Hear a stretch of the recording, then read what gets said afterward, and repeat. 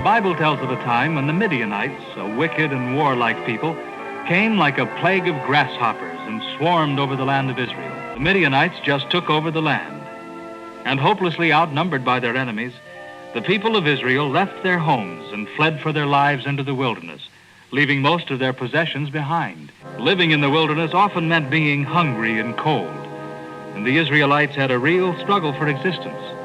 The rich people became poor, and the poor people became destitute. Israel as a nation was poverty-stricken, and they cried to the Lord to deliver them from this miserable existence. We read in the Bible that the family of Gedeon was one of the poorest in Israel, and Gedeon was the youngest son. That, according to custom, made him the least important. So Gedeon was used to taking orders and to plenty of hard work.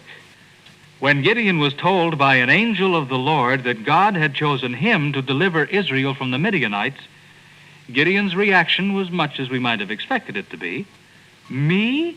I'm supposed to deliver my people from the Midianites? Gideon felt sure that a mistake had been made. Gideon explained to the angel that his family was poor, and being the youngest son, he wasn't an important person at all. But the angel told Gideon no mistake had been made.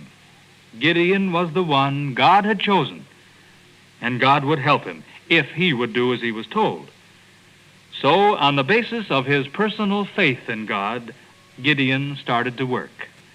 The first thing Gideon did was to organize the men of Israel and get them ready to fight.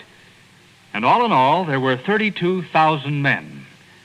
But when God said that was too many, Gideon spoke to his men and ordered those who were afraid to fight to leave the army and go back home. When Gideon gave his men a choice of whether or not to fight, many of the men left the camp. Even though they knew that God had promised victory to their leader, they also knew that the Midianites outnumbered them 4-1. Gideon's new army was much smaller than before, yet it was stronger. These men were not afraid to fight. But would courage make up for lack of numbers?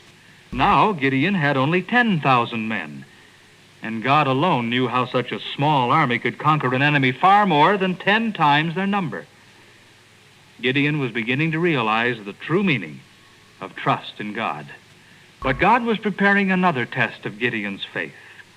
And when Gideon talked to the Lord about the size of his army, he got a surprising answer. The Lord said that 10,000 men were still too many. There was only one thing for Gideon to do, and that was to trust and obey. At the Lord's command, Gideon brought his men down to the water and told them to drink. Most of the men bowed down on their knees and drank right out of the stream. And the Lord told Gideon to put these men aside in one group. 300 men lapped the water from their hands.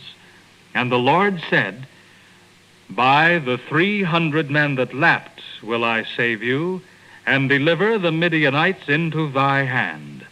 Let all the other people go." Now Gideon would face unbelievable odds, 450-1 in the enemy's favor. One thing was crystal clear. Unless the Lord performed a miracle, Gideon and his 300 men were facing certain death. In the camp of the Midianites, the midnight hour was the time for changing the guard. It was a noisy affair, and that provided a wonderful opportunity for Gideon. While the Midianites were changing guards, Gideon and his men carried out the first part of their plan. As far as the Midianite guards were concerned, there was nothing surrounding their camp but the emptiness of the night air. Little did they realize that Gideon and his men were stealing through the darkness on a very peculiar mission, each one carrying a pitcher in one hand and a trumpet in the other, and hidden within each pitcher was a lighted firebrand. At last, every man was in position, waiting for the signal from Gideon, ready to do exactly as their leader did. Then, Gideon blew on his trumpet. He broke his pitcher. He held high his torch and cried, "The sword of the Lord and of Gideon!" And all around the camp of the Midianites, the 300 men did as their leader had done. The Midianite guards were struck dumb. In a matter of seconds, the camp of the Midianites was a scene of fear and confusion. They thought a great army had taken them by surprise. Their entire camp must be surrounded. Where could they go? What should they do? Like a herd of wild animals in utter panic, the Midianites began to stampede. Suddenly, in the midst of all this confusion, Gideon's men blew loud and long on their horns again. Then, a strange thing happened in the army of the Midianites. Every man turned blindly on his neighbor and began to fight one another, for the Lord caused it to happen. Gideon drove the Midianites clear out of the land, and they never came back again.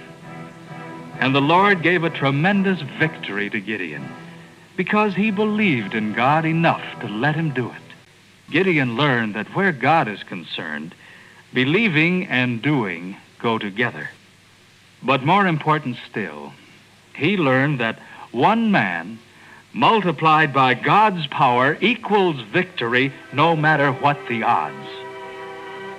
The Bible says in Philippians 4:13, I can do all things through Christ, which strengtheneth me.